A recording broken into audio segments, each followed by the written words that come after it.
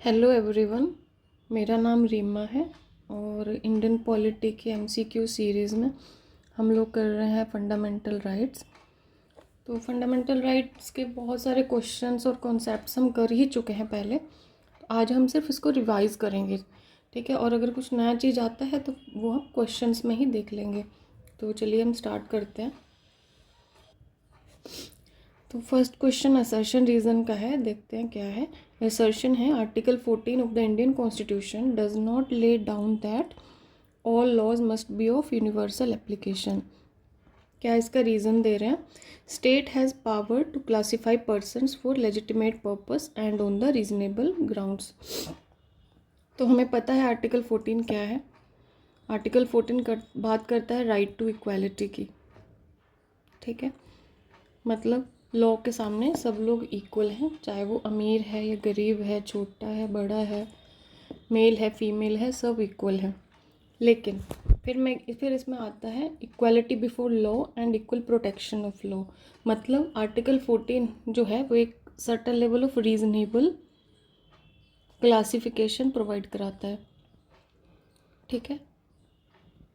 मतलब क्या हुआ उसका कि जो भी लॉ है वो यूनिवर्सली एप्लीकेबल नहीं होगा, ठीक है, नहीं होगा, बल्कि उन लोगों को एप्लीकेबल होगा जो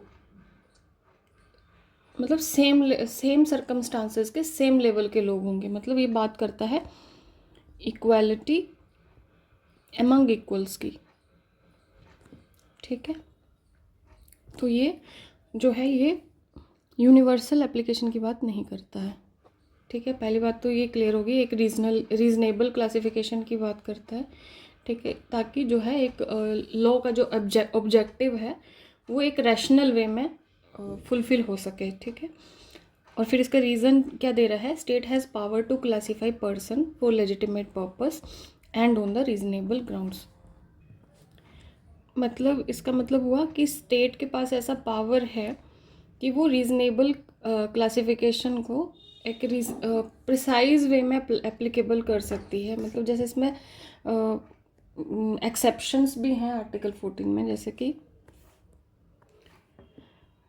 आर्टिकल 361 के अंडर प्रेसिडेंट और गवर्नर को इम्यून किया गया है, प्रेसिडेंट एंड गवर्नर को, ठीक है, उनको आर्टिकल 14 से इम्यून रखा गया है। फिर आर्टिकल 361A है, उसके अंडर जो न्यूज़ की रिपोर्टिंग करते हैं रिपोर्टर्स वगैरह, उन लोगों को भी इम्यूनिटी प्रोवाइड कराई गई है आर्टिकल 14 से। मतलब ये है कि जो स्टेट है, जो गवर्नमेंट है, जो पार्लियामेंट है, वो एक पर्पस के लिए या मतलब एक रैशनैलिटी इस्टेब्लिश करने के लिए वो उनको एक रीजनेबल ग्राउंड पे अप्लाई कर सकती है, ठीक है। वो उसको क्लासिफाई कर सकती है, ठीक है। तो इस हिसाब से हमारे जो असर्शन और रीज़न है वो दोनों सही हैं और इसको ये करेक्टली एक्सप्लेन भी कर रहा है। तो हमारा आंसर हो जाएगा ऑप्शन ए, ठीक है। चलिए अगला क्वेश्चन देखते हैं। अगला क्वेश्चन बात कर रहा है for which of the following can special provisions be made under article 15 of the constitution of India, ठीक है। तो हमें पता ही है आर्टिकल 15 वो प्रोहिबिशन ऑफ डिस्क्रिमिनेशन की बात करता है, ठीक है, कि मतलब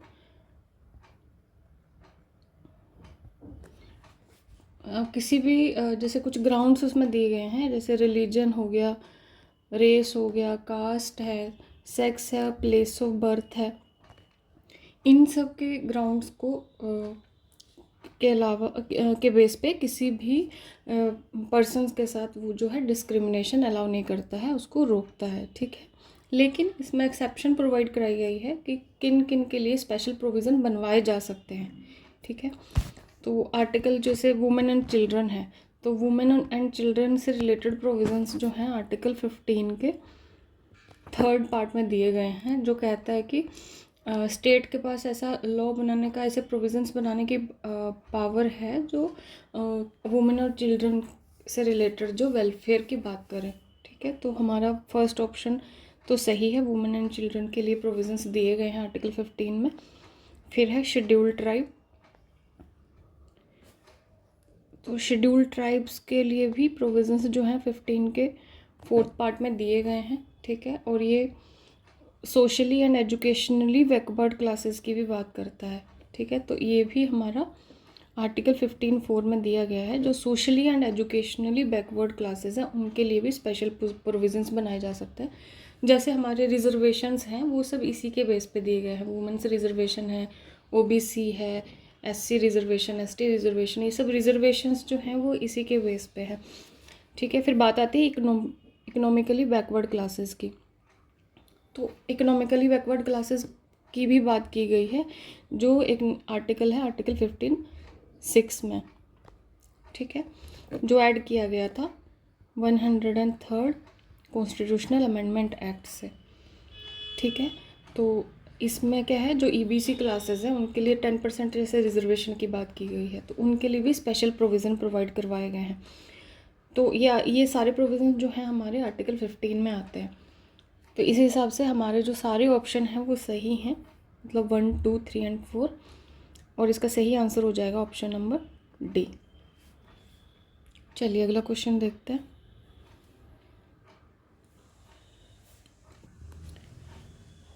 क्या कहता है question, consider the following statements. quo warranto is a very powerful instrument for safeguarding against the usurpation of the public office, ठीक है। सेकंड क्या है, a high court can issue a mandamus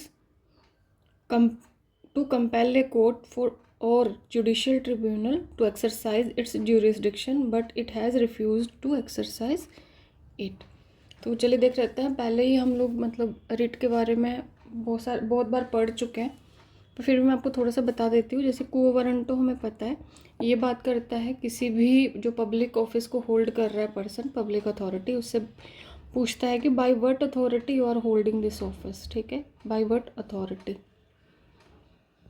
ठीक है। फॉर एग्जांपल कोई BPSC से पास होके गया है और एक जगह मतलब कोई भी एक गवर्नमेंट का ऑफिस होल्ड कर रहा है, तो कोर्ट के पास पावर है या इवन किसी के पास भी पावर है उनसे पूछने की कि आप कौन सा एग्ज़ाम पास करके यहाँ तक पहुँचे हो।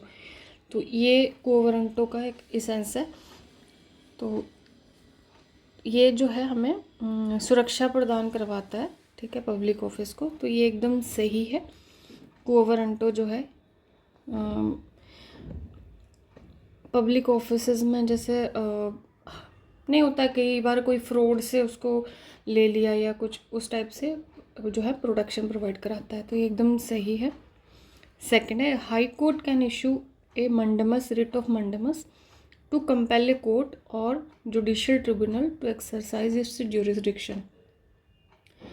तो इसमें क्या होता है, जो हायर कोर्ट होता है, सुप्रीम कोर्ट या हाई कोर्ट, ये जो है किसी भी पब्लिक अथॉरिटी को बोल सकता है भाई तुम काम कर क्यों नहीं रहे, ठीक है। उनको मतलब काम करने के लिए, डू योर वर्क, अपना काम करो, इसके लिए ये रिट इशू की जा सकती है। और ये हाई कोर्ट जो है ये, या फिर सुप्रीम कोर्ट, ये किसी भी पब्लिक अथॉरिटी को, ठीक है,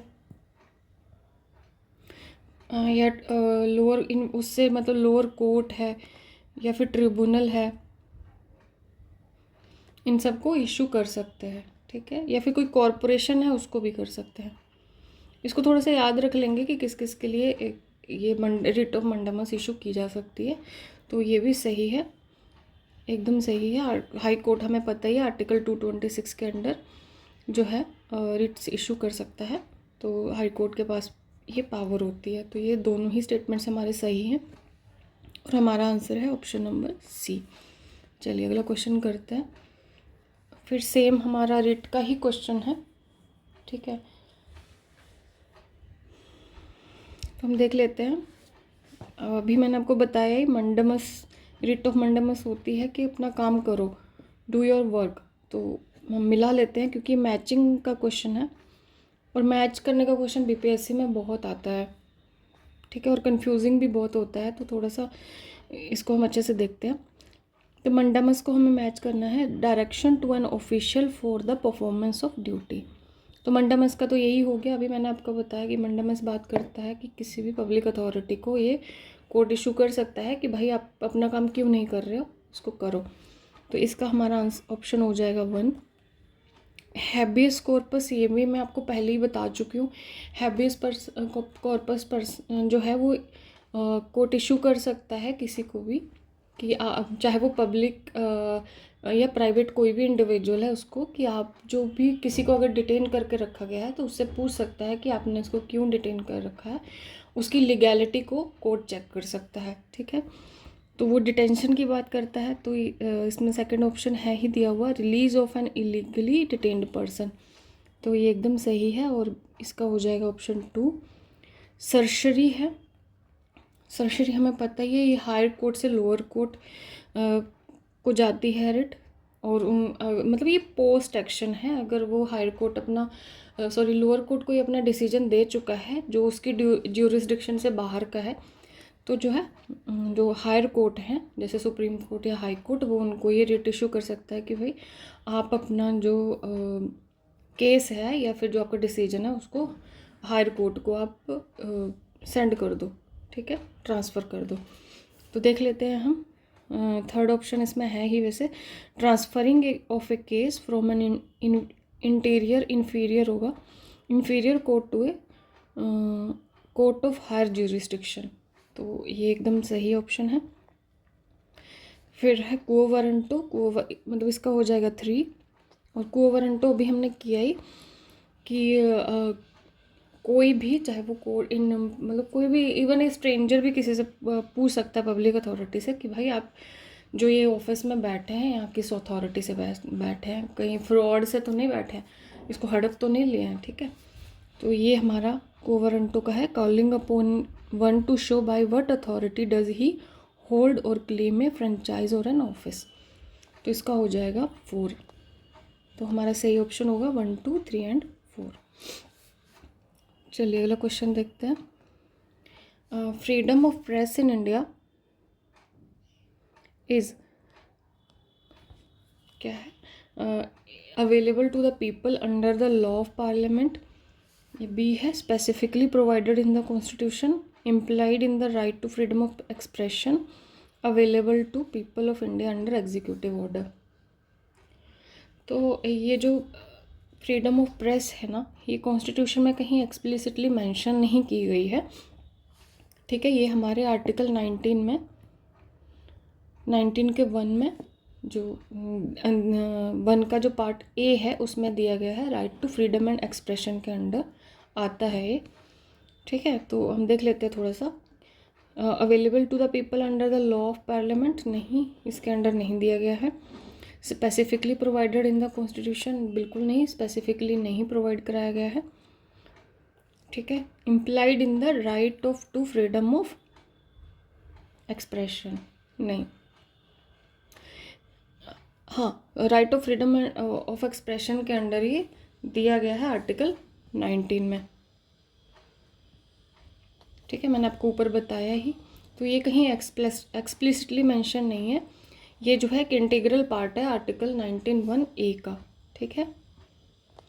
और ये इस्टेब्लिश किया गया है कोर्ट में, और एक इसका ना एक बहुत इम्पोर्टेंट केस है, रोमेश थापर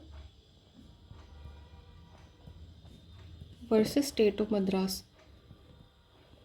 तो ये जो मैं आपको केसेस बताती हूँ ना, आप एक जगह नोट कर लेंगे, क्योंकि ये जो केसेस होते हैं ना, जब हम मेंस का आंसर राइटिंग करते हैं तो उसमें बहुत हेल्प होती है इनसे, क्योंकि वहाँ मेंशन हम लोग कर सकते हैं।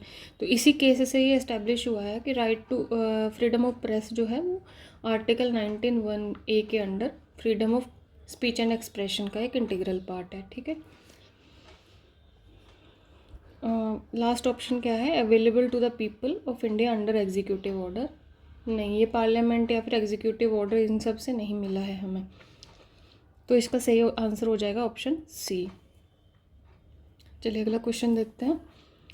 The right to freedom of religion guaranteed under article 25 of the constitution of India is subject to which of the following. अब आर्टिकल 25 हम लोग पहले भी कर चुके हैं कई बार, ठीक है, मैं आपको बता भी चुकी हूँ इसमें क्या क्या है। ये फ्रीडम प्रोवाइड करता है किसी को भी अपना रिलीजन जो है उसको मतलब प्रोफेस करने का, प्रोपोगेट करने का,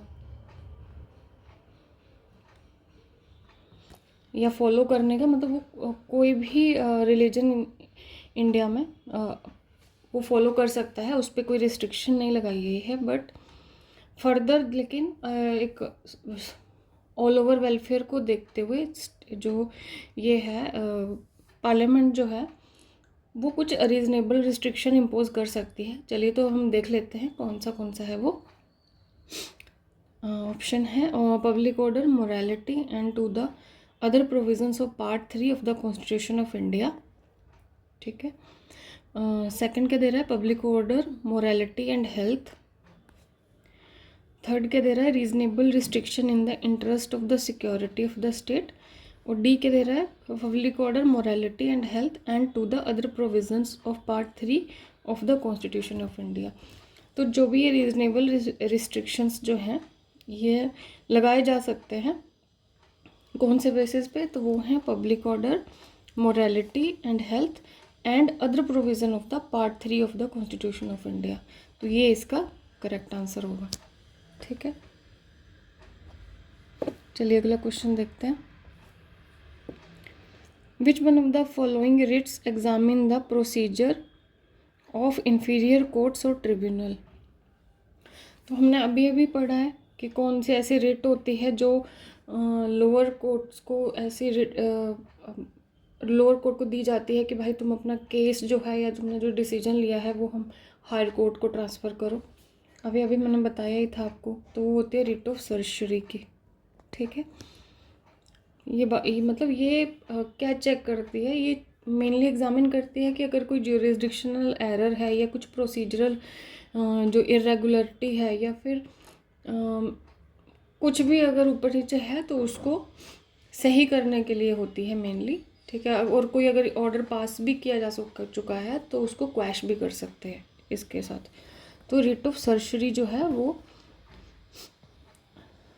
हायर कोर्ट जो है लोअर कोर्ट्स या फिर ट्रिब्यूनल्स को देता है कि भाई इसको हमें फॉरवर्ड करो। तो इसका सही आंसर हो जाएगा ऑप्शन डी। चलिए अगला क्वेश्चन देखते हैं।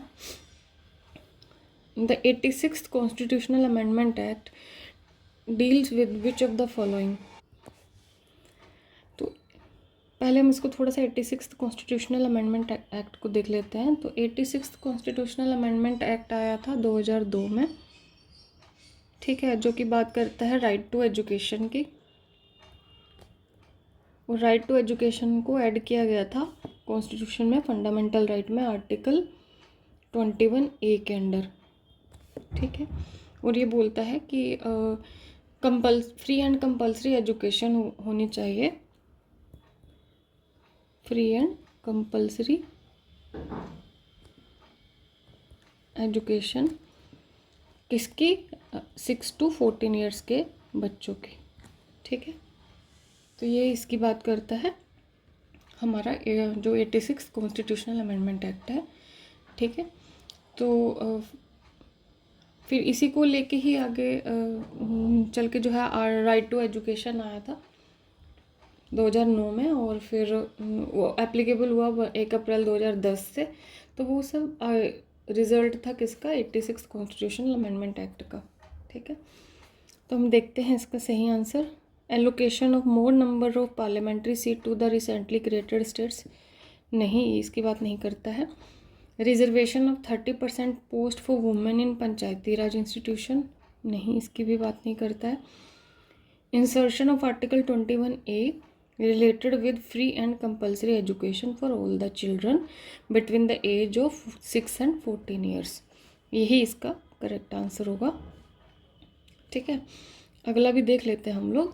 Continuation of reservation for backward classes in government employment, जी नहीं, इसकी भी बात नहीं करता है। तो इस हिसाब से हमारा सही ऑप्शन है ऑप्शन नंबर सी। ठीक है, चलिए अगला क्वेश्चन देखते हैं। The article of the Constitution which automatically becomes suspended on the proclamation of the emergency is। तो लास्ट क्लास में मैंने आपको बताया ही था कि कौन सा ऐसा आर्टिकल होता है जो ऑटोमेटिकली सस्पेंड हो जाता है। मैंने आपको बताया था कि आर्टिकल 358 कहता है कि आर्टिकल 19 जो है वो ऑटोमेटिकली सस्पेंड हो जाएगा जब नेशनल इमरजेंसी लगेगी। किस बेसिस पे? वार या एक्सटर्नल एग्रेशन के बेसिस पे। और ये दोनों जो टर्म्स हैं ये ऐड किए गए थे 44th कॉन्स्टिट्यूशनल अमेंडमेंट से। ठीक है, तो आर्टिकल 19 है जो ऑटोमेटिकली सस्पेंड हो जाता है, ठीक है, जब इमरजेंसी लगती है तो इसका सही आंसर है आर्टिकल 19। बाकी भी हम थोड़ा सा देख लेते हैं। तो आर्टिकल 21 तो सस्पेंड ही नहीं होता है, लेकिन आर्टिकल 14 या आर्टिकल 21 ऑटोमेटिकली सस्पेंड नहीं होते हैं। ठीक है, और आर्टिकल 32 भी नहीं होता है, इसको जो है बाय प्रेसिडेंट के ऑर्डर से ही सस्पेंड किया जा सकता है। जो मैंने आपको बताया भी था, आर्टिकल कहाँ दिया गया है, आर्टिकल 359 में, जो कहता है कि ये प्रेसिडेंट के पास पावर होती है कि वो जो है अगर आपके फंडामेंटल राइट्स वायलेट हो रहे हैं तो उसके लिए आपके पास जो पावर होती है कोर्ट के पास जाने की, उसको सस्पेंड किया जा सकता है। प्रेसिडेंट अपने ऑर्डर से उसको सस्पेंड किए जा सकते हैं। ठीक है, और 44th कॉन्स्टिट्यूशनल अमेंडमेंट एक्ट के बाद ही आया था कि आर्टिकल 20 एंड 21 को कभी भी सस्पेंड नहीं किया जा सकता, ना तो प्रेसिडेंट के ऑर्डर से ना किसी चीज़ से। ठीक है, ये दोनों कभी भी सस्पेंड नहीं होंगे, ये आप याद रखेंगे। ठीक है, ये पूछा जाता है एग्ज़ाम में। चलिए हम देखते हैं अगला question. Which of the following rights conferred by the Constitution of India is also available to non-citizen? तो जो राइट्स जो ओनली सिटीजन्स को अवेलेबल हैं वो मैं आपको बहुत बार बता चुकी हूँ और ये रट लेने हैं। ठीक है, कौन कौन से हैं? ये हैं 15, 16, 19, 29 एंड 30। ये आर्टिकल एकदम रट लेना है कि ओनली सिटीजन को कौन कौन से एप्लीकेबल हैं, और उसके बाद कोई भी क्वेश्चन आएगा तो हमारा ईजिली एलिमिनेट हो जाएंगे चीज़ें। ठीक है, अब ये नॉन सिटीजन के बारे में बात कर रहा है, तो freedom of speech, assembly and form association, ये नॉन सिटीजन को एप्लीकेबल नहीं है क्योंकि ये आता है आर्टिकल 19 के अंडर। ठीक है, फिर बी है freedom to move, reside and settle in any part of the territory of India, ये भी एप्लीकेबल नहीं है क्योंकि ये भी 19 के अंडर आता है। ठीक है, फिर थर्ड है freedom to carry on any occupation, trade and business, ये भी नहीं नॉन सिटीजन के लिए अवेलेबल है क्योंकि ये भी आर्टिकल 19 के अंडर आता है। ठीक है, डी क्या है? Equality before law and equal protection of laws, यही सही आंसर होगा जो कि है आर्टिकल 14। और ये आर्टिकल 14 हमारे इन आर्टिकल्स में से तो है नहीं, तो यही हमारा करेक्ट आंसर है, ऑप्शन डी। ये बहुत इंपॉर्टेंट है। ठीक है, इससे आप तो एलिमिनेशन के लिए बहुत हेल्प करते हैं ये सब, तो इसलिए इनको आप अच्छे से याद कर लेंगे। चलिए अगला क्वेश्चन देखते हैं। Which one of the following writs is issued by an appropriate judicial authority या body to free a person who had been illegally detained? तो मैं आपको बहुत बार बता चुकी हूँ कि जो है हैबियस कॉर्पस का मतलब होता है to have a body of. ठीक है, कि मतलब बॉडी को प्रोड्यूस करो, प्रोड्यूस द बॉडी किसकी, अगर किसी को इलीगली डिटेन किया गया है तो हायर कोर्ट्स जो हैं ये मतलब किसी भी इंडिविजुअल, चाहे वो पब्लिक है या प्राइवेट है, उसको इशू कर सकते हैं अगर उन्होंने किसी को डिटेन करके रखा हुआ है। तो ये लीगैलिटी ऑफ डिटेंशन की मतलब बात करता है। तो मेनली ये क्या इंश्योर करता है? ये इंश्योर करता है लिबर्टी को। तो अगर क्वेश्चन इस टाइप से भी पूछा जाए ना कि पर्सनल लिबर्टी को इंश्योर या प्रोटेक्ट करने के लिए कौन सी रिट है, तो वो हमारी होगी ये हैबियस कॉर्पस की रिट। ठीक है, तो इसका सही आंसर हमारा हो जाएगा हैबियस कॉर्पस। बाकी रिट्स के बारे में आपको मैं पहले ही बहुत बार बता चुकी हूँ, तो मुझे नहीं लगता कि ये बहुत रिपीट करने की ज़रूरत है। चलिए अगला क्वेश्चन देखते हैं। Untouchability has been abolished by the constitution of India under. ठीक है, तो जो अनटचेबिलिटी है उसको कॉन्स्टिट्यूशन जो है वो आर्टिकल 17 के अंडर जो है एबोलिश करने की बात करता है, आर्टिकल 17 के अंडर। ठीक है, ये एबोलिश करता है अनटचेबिलिटी को। हालांकि इसमें अनटचेबिलिटी को कुछ डिफाइन नहीं किया गया है, लेकिन इसको इन्फोर्स किया गया है। ठीक है, इन्फोर्स किया गया है कैसे? तो जैसे कि लॉज बनाए गए हैं, जैसे protection of civil rights act जो आया था 1955 में।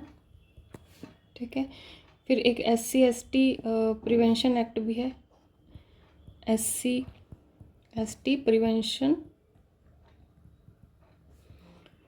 ऑफ एट्रोसिटीज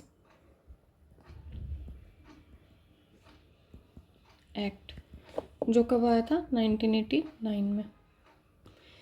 तो ये जो है इनके द्वारा इन्फोर्स किया गया है। अब मैं आपको ये लॉज क्यों बता रही हूँ, क्योंकि कई बार ये ईयर इनके मैच करने में आ जाते हैं, या फिर सीक्वेंस में लगाने के लिए आ जाता है कि कौन सा पहले आया कौन सा बाद में। तो इसलिए अगर हम देखते रहेंगे ना तो हमें याद हो जाएंगे ये सब चीज़ें। ठीक है, और इस क्वेश्चन का सही आंसर हो जाएगा आर्टिकल 17। ठीक है, अब चूँकि हम रिवीजन कर रहे हैं तो मैं बाकी भी आपको बता देती हूँ। जैसे आर्टिकल 14 है, वो है राइट टू इक्वालिटी की बात करता है। ठीक है, आर्टिकल 15 है तो वो डिस्क्रिमिनेशन को प्रोहिबिट करने की बात करता है।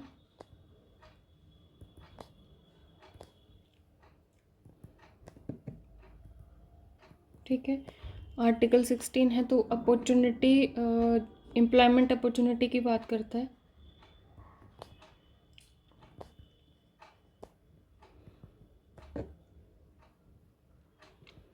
तो ऐसे ऐसे करके ना कुछ कुछ कीवर्ड से आप लोग इनको याद रख लेंगे, क्योंकि ये बहुत इंपॉर्टेंट है फंडामेंटल राइट्स के आर्टिकल, और पूछे ही जाते हैं एग्ज़ाम में, तो इनको छोड़ तो हम सकते नहीं हैं। ठीक है, चलिए अगला क्वेश्चन देखते हैं। Which of the following constitutional amendments have added article 15(5) in the constitution of India providing for reservation in educational institutions in the private sector also. अब देखिए, आर्टिकल जो 15(5) है ये reservation and educational institution in the private sector also की बात करता है। ठीक है, लेकिन वो प्राइवेट, जैसे प्राइवेट इंस्टीट्यूशंस कौन से होंगे? जो नॉन माइनॉरिटी होंगे, माइनॉरिटी इंस्टीट्यूशंस को कवर नहीं करता ये। ठीक है, तो ये 15(5) का जो प्रोविज़न है ये ऐड किया गया था 93rd अमेंडमेंट से। 93rd कॉन्स्टिट्यूशनल अमेंडमेंट एक्ट कब का है? वो 2005 का है। ठीक है, तो ये प्रोवाइड कराता है reservation for SC, ST and OBC in private educational institutions except minority institution. और माइनॉरिटी इंस्टीट्यूशंस कहाँ दिए गए हैं? वो दिए गए हैं, वो है हमारे आते हैं आर्टिकल 30 में। ठीक है, तो इस हिसाब से हमारा सही ऑप्शन हो जाएगा ऑप्शन नंबर D। ठीक है, तो हम बाकी भी देख लेते हैं अमेंडमेंट्स, क्योंकि ये थोड़े से इम्पोर्टेंट होते हैं, कभी पूछ लिए जाते हैं एग्ज़ाम में।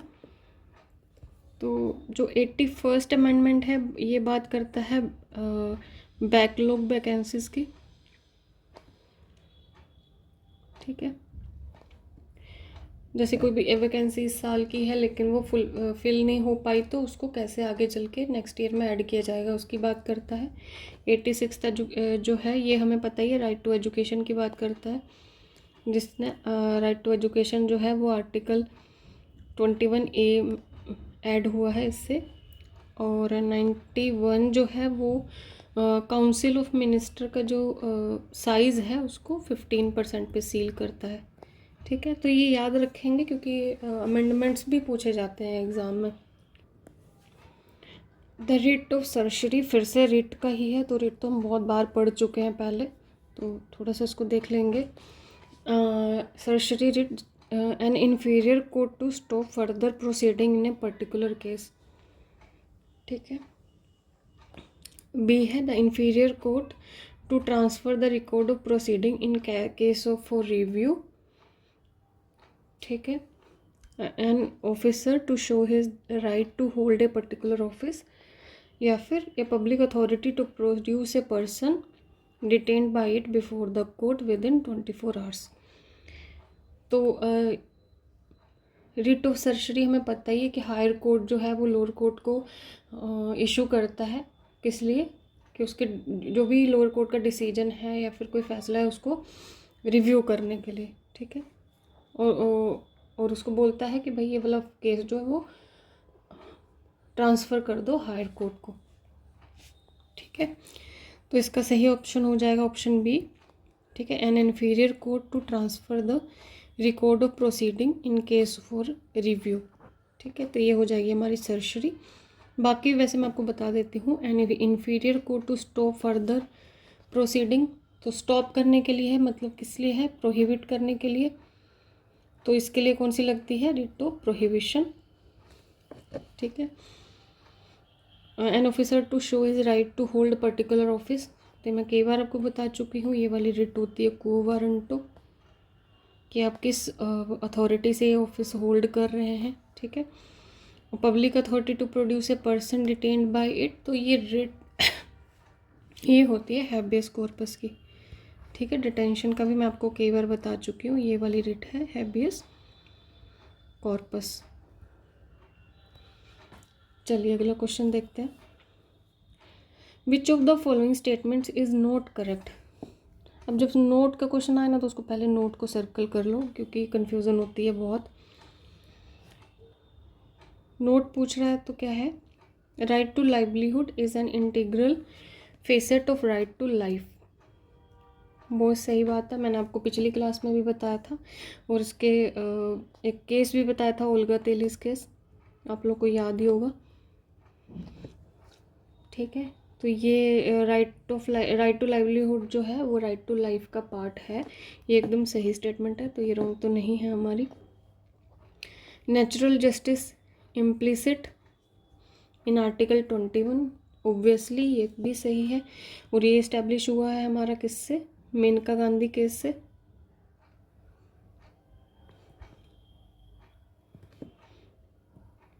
ठीक है। The right to life include the right to health, ये भी बहुत सही है, ये मतलब ये भी सही है, ये राइट टू हेल्थ भी राइट टू लाइफ का पार्ट है, ठीक है। Right to go abroad not a fundamental right under article 21, तो ये सही नहीं है, क्योंकि right to go abroad is भी फंडामेंटल राइट आर्टिकल 21 का पार्ट है, जो एस्टेब्लिश हुआ था मेनका गांधी केस से।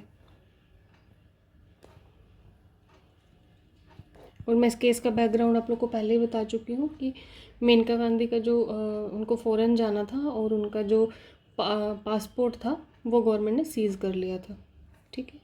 तो इसी से ही राइट टू गो अब्रोड जो है एस्टेब्लिश हुआ था as a fundamental right under article 21, तो यही हमारा सही आंसर है। चलिए अगला क्वेश्चन देखते हैं।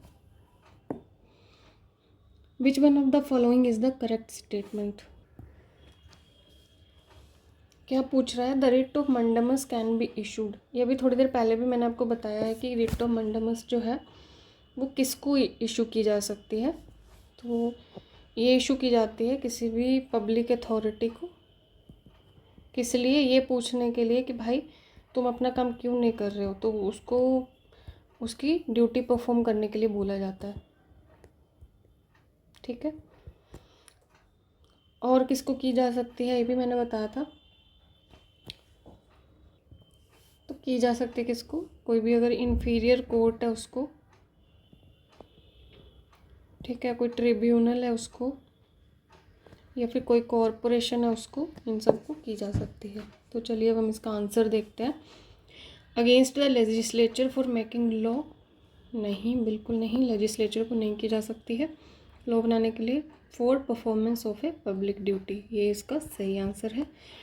किसी भी पब्लिक ऑफिशियल को की जा सकती है कि भाई तुम अपना काम क्यों नहीं कर रहे हो, उसको करो। अगले भी देख लेते हैं। For exercise of discretionary powers, नहीं।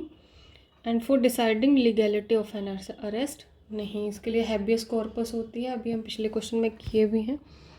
तो इसी का सही आंसर है ऑप्शन नंबर बी। चलिए अब अगला क्वेश्चन देखते हैं। अगला क्वेश्चन क्या बोलता है, according to the constitution of India which one of the following rights can not be taken away during emergency. तो हमें पता ही है, मैंने आपको पहले भी बताया है कि इमरजेंसी में जब भी इमरजेंसी लगती है, नेशनल इमरजेंसी, आर्टिकल 352 के अंडर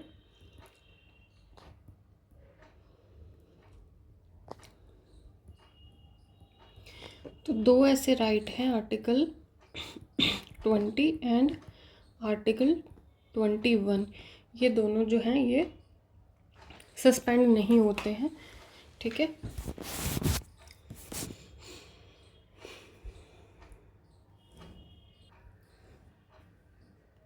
ठीक है, तो देख लेते हैं हम लोग।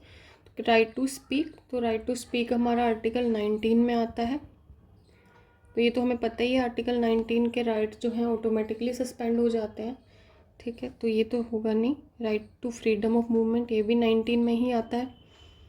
ठीक है, राइट टू लाइफ जो है आर्टिकल 21, तो ये सस्पेंड नहीं होता है, यही इसका करेक्ट आंसर है।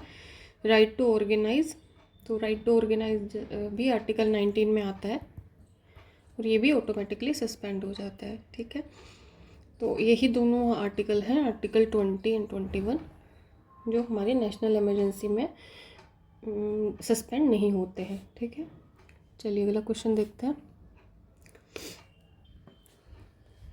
अगला क्वेश्चन है, the right to property was removed from the list of fundamental rights enlisted in the constitution through which one of the following amendments।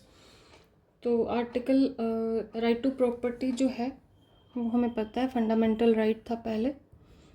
ठीक है, जो आता था हमारा आर्टिकल 19 के 1F में और आर्टिकल 31 में।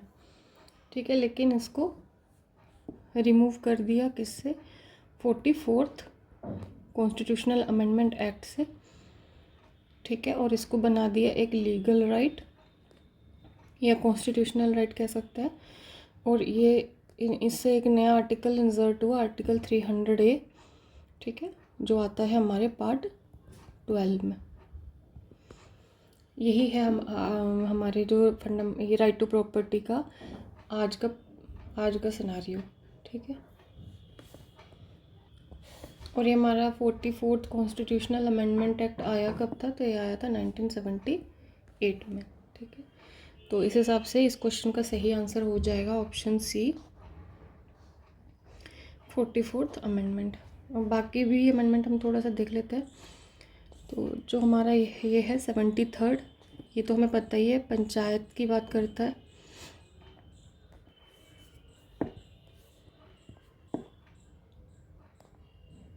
ठीक है, 23rd अमेंडमेंट है जो रिप्रेजेंटेशन ऑफ पीपल की बात करता है। जब हम कॉन्स्टिट्यूशनल अमेंडमेंट वाला चैप्टर करेंगे ना, तो उसमें बहुत सारे अमेंडमेंट को हम एक साथ देख लेंगे, तो उससे जो है बहुत सारी चीज़ें हमें याद हो जाएंगी। और 76th अमेंडमेंट भी है, ये भी रिजर्वेशन की बात करता है। ठीक है, चलिए अगला क्वेश्चन देखते हैं। अगला question match of the following है, और ये भी रिट का ही क्वेश्चन है। रिट तो हम लोग को बहुत अच्छे से एकदम रट गई होगी, इतनी बार रिट का क्वेश्चन रिपीट हुए हैं और बहुत बार मैंने आप लोगों को बता भी दिया है इसके बारे में। तो हम क्वेश्चन को ही सॉल्व करते हैं directly. Writ of habeas corpus, तो हैबियस कॉर्पस मैंने आपको बताया ही था, ये बात करता है कि प्रोड्यूस द बॉडी। ठीक है, और रिट ऑफ मंडमस, तो परफॉर्म ड्यूटी, काम करने के लिए इशू होती है। सर्शरी जो है, सर्शरी होती है कि आप जो एक्शन ले चुके हैं उसको ट्रांसफ़र करिए। तो ये पोस्ट एक्शन होती है, को वारंटो तो है ही कि बट कौन सी अथॉरिटी से आप एक पब्लिक ऑफिस को होल्ड कर रहे हैं, ठीक है। तो अब हम इसको मिलाते हैं। हैबियस कॉर्पस का हो जाएगा वट वारंटी और अथॉरिटी। तो वट वारंटी और अथॉरिटी तो हमारा को वारंटो का है, मतलब इसका हो जाएगा ऑप्शन 1, सर्टिफाइड और टू मेड सर्टन। तो ये हमारा हो जाएगा सर्शरी, मतलब कि ये हो जाएगा सर्शरी। फिर है command to perform public duty, तो ये हमें पता है मंडमस होती है। Produce the body of a person, detention की बात हो रही है, तो हमारा हो जाएगा हैबियस कॉर्पस।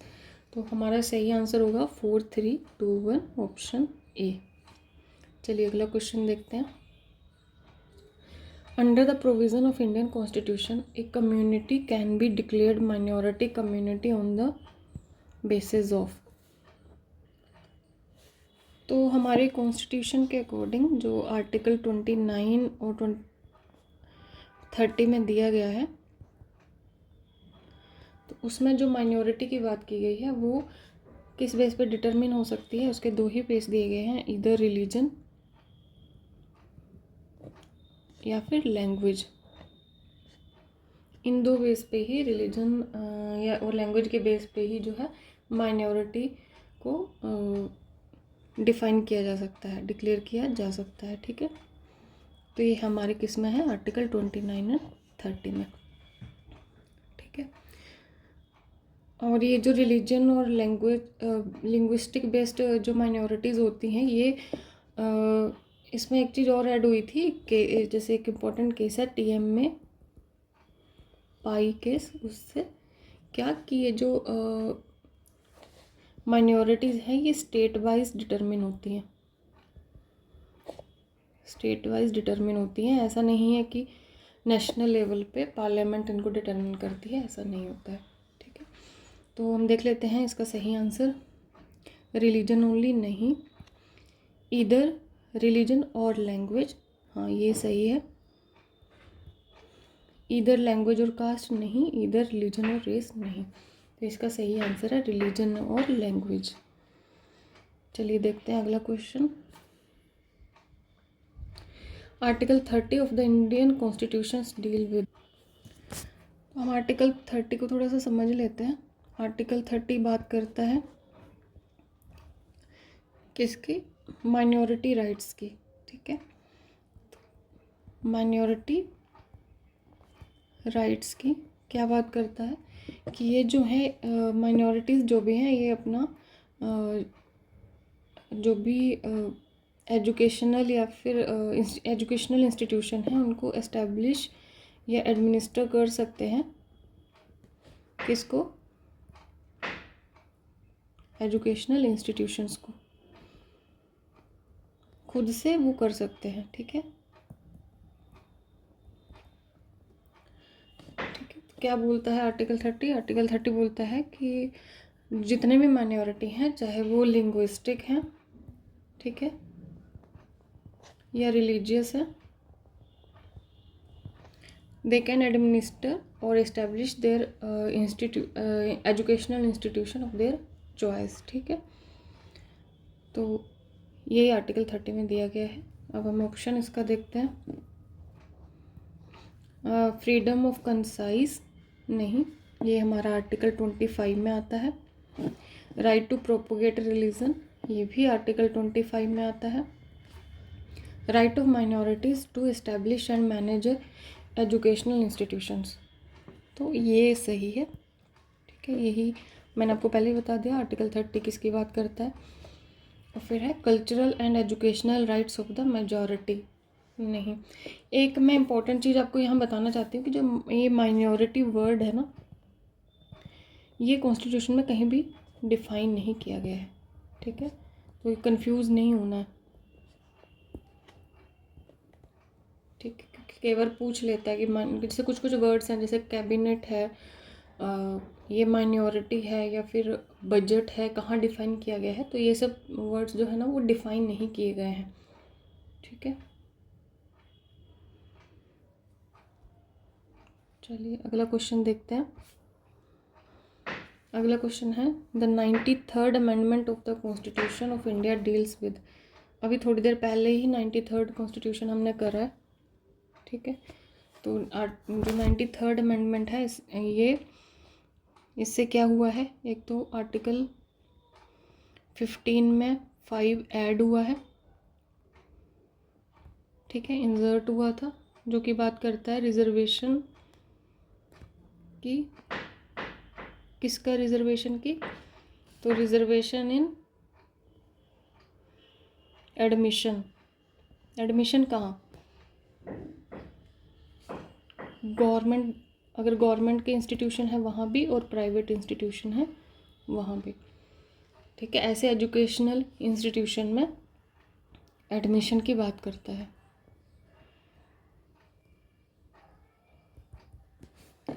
ना ये सब कहाँ कब से हुआ है? ये हुआ है 93rd कॉन्स्टिट्यूशनल अमेंडमेंट से, ठीक है। तो देखते हैं अब इसके ऑप्शन। तो राइट टू एजुकेशन, तो इसका तो हमें पता ही है, 86th कॉन्स्टिट्यूशनल अमेंडमेंट एक्ट था, ठीक है। Right in respect of physically handicapped person for appointment in service in other states, तो ये सब चीज़ें लॉ से ऐड हुई हैं, तो ये कोई अमेंडमेंट तो है नहीं, ठीक है। Reservation for admission in educational institution, तो हाँ ये इसका सही आंसर है। Reservation in matter of promotion in service under the state in favour of the other backward classes, ठीक है। तो ये हमारा आता है आर्टिकल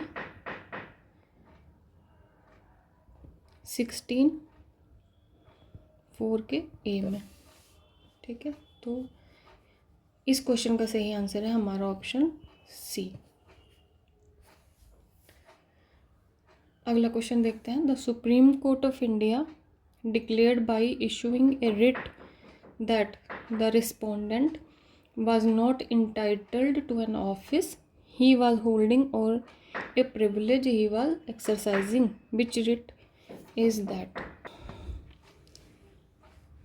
तो अभी हमें रिट के बारे में हमें बहुत कुछ पता है, ठीक है। तो ये बात कर रहे, ये कौन सी रिट की बात की जा रही है कि किस अथॉरिटी से आप इस ऑफिस को होल्ड कर रहे हैं, ठीक है। मतलब बाय व्हाट अथॉरिटी। तो हम कई बार ये कर चुके हैं कि ये कौन सी रिट होती है? ये रिट होती है हैबियस क्वो वारंटो की, जिसमें जो है पूछा जा सकता है किसी भी पब्लिक ऑफिस को होल्ड करने वाले से कि भाई आप किस अथॉरिटी से इस पर्टिकुलर ऑफिस को होल्ड कर रहे हैं, ठीक है। तो इसका सही आंसर है क्वो वारंटो। बाकी रिट्स में कई बार आपको एक्सप्लेन कर चुकी हूँ, जैसे कि हैबियस कॉर्पस है वो पर्सन लिबर्टी की बात करता है, मतलब डिटेंशन, इलीगल डिटेंशन से प्रिवेंट करता है।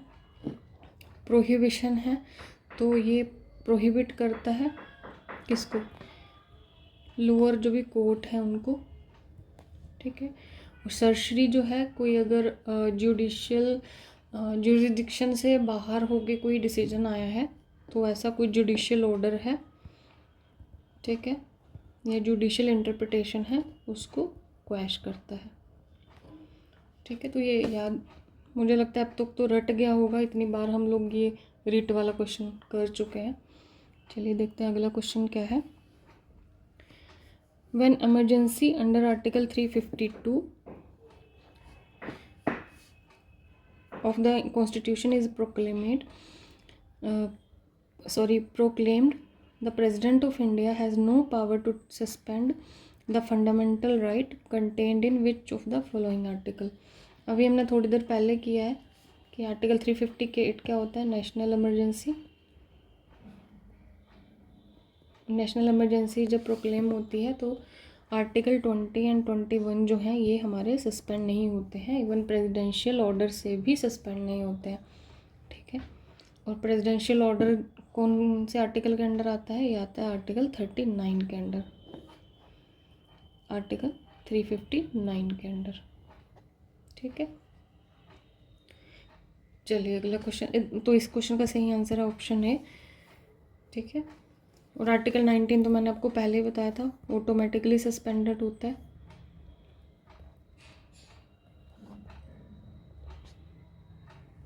ठीक है। चलिए देखते हैं अगला question. Which one of the following is not covered under article 20 of the constitution of India. तो आर्टिकल 20 जो है, तो यहाँ बात हो रही है आर्टिकल 20 की। आर्टिकल 20 में क्या है, ठीक है। तो आर्टिकल 20 जो है वो कन्विक्शन ऑफ ऑफेंसेस के रिस्पेक्ट में प्रोटेक्शन प्रोवाइड करवाता है, ठीक है। तो क्या है article 20? Protection in respect of conviction of offences.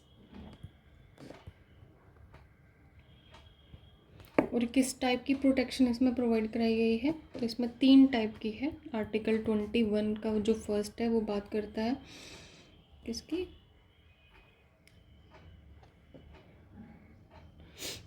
No ex post facto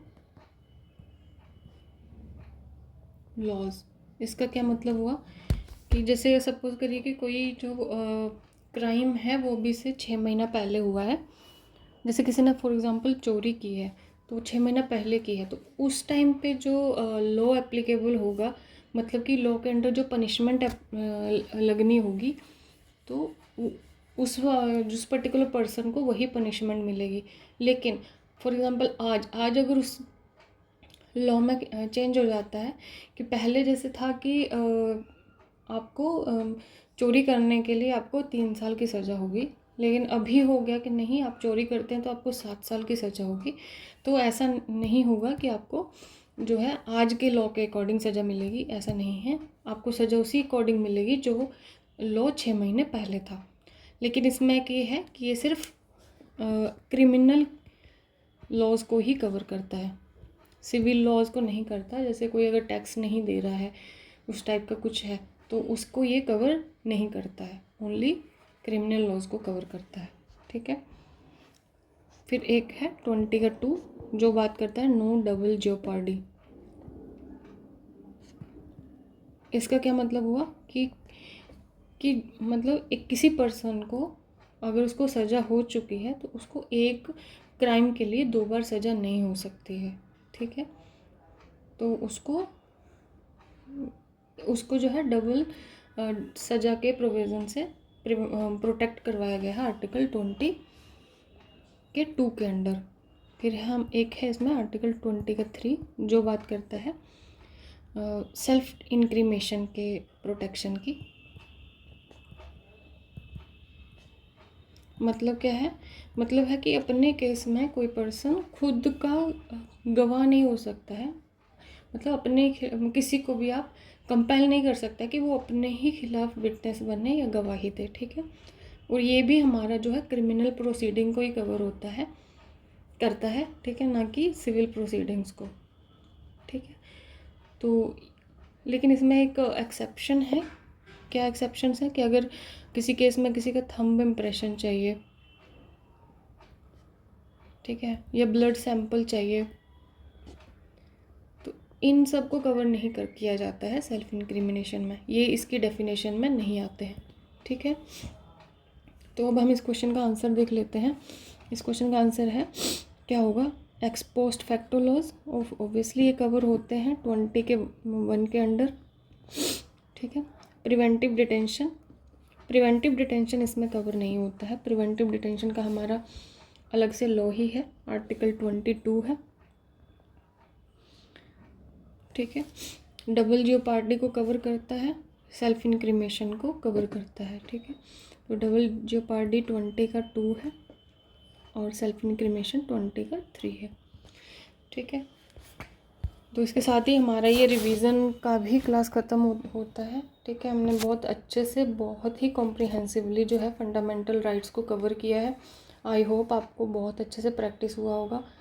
तो फंडामेंटल राइट का टॉपिक आप लोग जो भी बुक रेफ़र करते हैं, लक्ष्मीकांत या कोई भी अदर, अच्छे से पढ़िए और फिर क्वेश्चंस को प्रैक्टिस करिए, क्योंकि पीटी के लिए हम प्रैक्टिस के बिना प्रिपेयर नहीं कर सकते हैं। Practice is the key. तो पढ़ते रहिए और हमारे साथ प्रैक्टिस करते रहिए। शेयर करिए हमारे चैनल से, और सक्सेस वाला को आप सब्सक्राइब कर लीजिए। और बाकी जो भी जैसे करंट अफेयर्स, हिस्ट्री, साइंस सबके उस पर MCQs के माध्यम से हम तैयारी करवा रहे हैं, तो आप लोग प्लीज़ उसमें जुड़िए और अपनी तैयारी को आगे बढ़ाइए। All the best and thank you.